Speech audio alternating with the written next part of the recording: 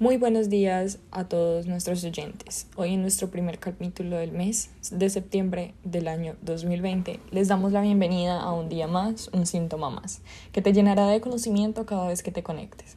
Hoy, yo, Gabriela Merchan, junto a Manuel Torres, Brian Orjuela y Dana Bonilla, les hablaremos acerca del síntoma de la fatiga y cómo su importancia y significado varía con la cultura. Para empezar, me gustaría hacer una breve introducción en donde hablaremos acerca de qué es un síntoma.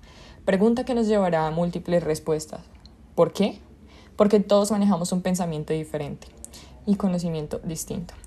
Pero de acuerdo al Instituto Nacional de Cancerología, es un problema físico o mental que presenta una persona, el cual puede indicar una enfermedad o una afección. Ahora yo les pregunto a ustedes, ¿pensaban que esto era un síntoma? Un dato interesante es que los síntomas no se pueden observar y no se manifiestan en exámenes médicos. Partiendo de esto, logramos entender que el síntoma es lo que la persona dice que siente bajo su conocimiento. Pero para saber a qué se hace referencia, se necesita conocer los signos. Hay una frase muy llamativa que les quiero compartir el día de hoy que dice: el síntoma cobra sentido en la biografía del sujeto y se hace de enfermedad según el imaginario colectivo. Frase verdadera e interesante, ya que cada persona puede definir el síntoma de diferente manera. En este caso, hablando de la fatiga, hay muchas definiciones que este síntoma adquiere, ya que cada cultura y cada imaginario social que se tiene la define de una manera diferente y la puede llegar a relacionar con una enfermedad, tanto mortal o simplemente una muestra de cansancio. La cuestión es que hoy, en medicina, el síntoma es la expresión de la enfermedad, del mal estado de la salud de un sujeto. La medicina, y con ello la psiquiatría, no distingue generalmente entre síntoma, que es un fenómeno, lo que el paciente dice de su malestar, y un signo, que es un hecho, anomalias, observaciones, pruebas. Entonces aquí viene la diferencia entre síntoma y signo, que vamos a tener que tener muy clara a medida que avanzamos en este tema. Síntoma es un fenómeno, signo es un hecho. Entonces, entre un acto de conducta y una coma. No distingue, pues, para la medicina, todo síntoma es un hecho, un dato, expresión directa de una lesión, señal de un órgano o un mal funcionamiento fisiológico. Entonces, les pregunto a ustedes, ¿creen que en la medicina se está usando el término correcto? ¿Lo habían detallado alguna vez? La verdad, yo no lo había hecho. A continuación, mi compañera Dana Bonilla les hablará acerca de qué es la fatiga y con qué enfermedades se relaciona. La verdad, yo tampoco había notado esta diferencia conceptual, Gabriela. Ahora, para abordar el síntoma del día, que es la fatiga, la definición clínica de esta establece que es la aparición repentina de cansancio excesivo y sueño constante que interfiere en las actividades diarias. Quien la padece verá un deterioro en su rendimiento y a largo plazo tendrá problemas a nivel social, económico y académico.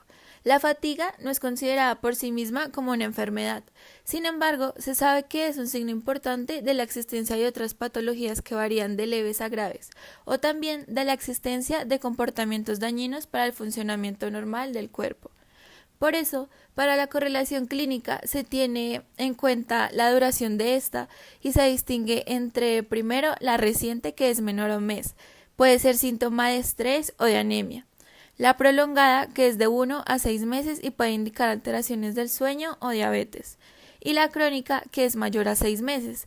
Esta indica patologías más graves como el cáncer o trastornos mentales como la depresión. Pero, ¿qué es lo que hace a la fatiga un síntoma importante? Se estarán preguntando nuestros oyentes. Hay estudios que exponen que afecta del 10 al 33% de la población mundial, lo que sería un poco más de 1.000 millones de personas, siendo los adultos mayores la población más afectada. También es importante porque es uno de los síntomas que más impulsan a los pacientes a buscar atención médica, pues más allá de la afección física, genera un impacto psicológico en el que la persona se siente débil e incapaz frente a sus semejantes, reduciendo su calidad de vida. La fatiga también se encuentra clasificada según la parte del organismo que afecta.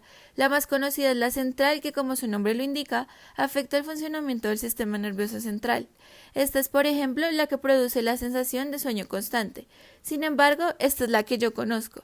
Ahora quiero preguntarle a nuestros oyentes y a mi compañero Manuel, ¿hay algún otro tipo de fatiga que conozcan?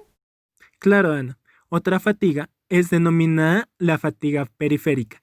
Esta hace referencia a las acciones implicadas en el músculo, que pueden ser generados por múltiples factores. Pueden relacionarse con el cansancio o con enfermedades más graves que requieran tratamiento. Sin embargo, la importancia de la fatiga va a estar definida según la cultura. Pero, ¿cuál es la relación de la fatiga con la cultura? Esta se usa socialmente para referirse a la sensación de cansancio después de un esfuerzo que puede ser o físico o psicológico, por lo que es socialmente un sinónimo de debilidad. Pero hay una diferencia entre la fatiga y la debilidad. La fatiga es espontánea y puede ser indicador de un problema grave en el corazón, mientras que la debilidad indica problemas que pueden desarrollarse en un tiempo más largo. De ahí su importancia en ser tratadas de formas diferentes. Un contexto donde se pueden ver la fatiga central y la fatiga muscular es en el ámbito deportivo. Aquí la fatiga es tomada como un conjunto de condiciones psicológicas y fisiológicas que, si no son tratadas a tiempo, pueden generar una disminución en el rendimiento del deportista. Para explicar mejor esta conexión entre la cultura y la fatiga, mi compañero Brian explicará cómo la cultura determina la importancia y el significado de la fatiga. Ok, muchas gracias, Manuel. Para comenzar, me gustaría hablar sobre cómo la cultura determina la importancia y la significación del síntoma, porque la cultura y la sociedad son capaces de modificar el síntoma y su significación de acuerdo al nivel de desarrollo o de evolución en el cual estén. Por ejemplo, a finales del siglo XIX se comenzaron a evaluar condiciones respecto a la productividad y la fatiga, porque estábamos en plena revolución industrial. Estas se tornaron en condiciones medibles cuando los principales promotores del progreso industrial y la productividad laboral encontraron en la fatiga humana un límite particular a sus ambiciones. Las personas no tienen energía infinita. En ese momento, tuvo que haber un estudio sobre medicina, economía, fisiología política, química y física que permitiera la determinación del síntoma y cómo esto afectaba al sistema. Pero contrario a lo que pensamos, todo tomó un rumbo diferente y el síntoma fue hecho a un lado. Médicos como el psiquiatra Philippe Tissier crearon libros como La fatiga y el adiestramiento físico, donde se sugería que el acondicionamiento físico podía eliminar la fatiga o reducirla, para que de esta manera se pudiera trabajar y cumplir las necesidades que requiere la industria. Me gustaría llegar a una conclusión, y es que el síntoma de la fatiga es algo mucho más importante, aunque las condiciones laborales, económicas o sociales sugieran que no. Por último, muchas gracias a todos por participar en este podcast y escuchar todos los puntos de vista de mis compañeros.